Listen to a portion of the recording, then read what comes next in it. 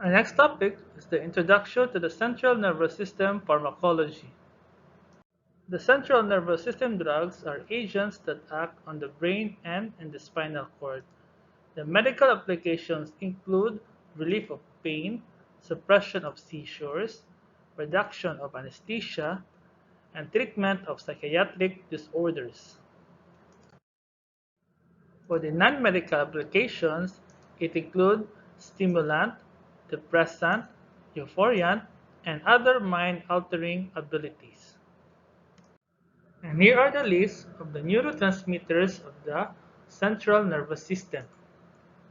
So first, we have the monoamines. So this include the dopamine, epinephrine, norepinephrine, and serotonin. Next will be the amino acids. We have the aspartate, your GABA, glutamate, and glycine. We have your purines, such as your adenosine, adenosine monophosphate, and triphosphate. We also have opioid peptides.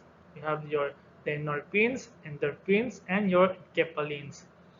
And we also have non-opioid peptides. You have the neurotensin, oxytocin, somatostatin, substance P, and your vasopressin. And others such as your acetylcholine and your histamine. So the blood-brain barrier impedes the entry of drugs into the brain. So passage across the barrier is limited to lipid-soluble agents and to drugs that cross by way of specific transport systems. So protein-bound drugs and highly ionized drugs cannot cross the barrier.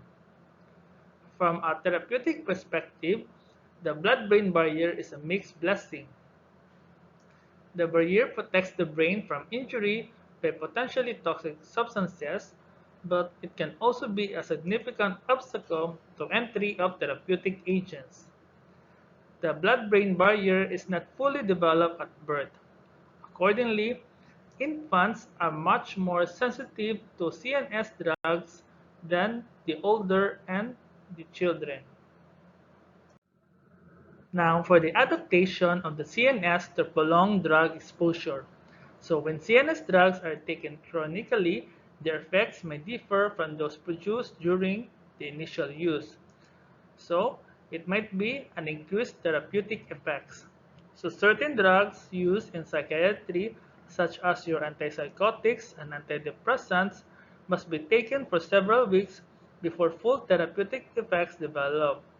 Hence, full therapeutic effects are not seen until the CNS has had time to modify itself in response to prolonged drug exposure.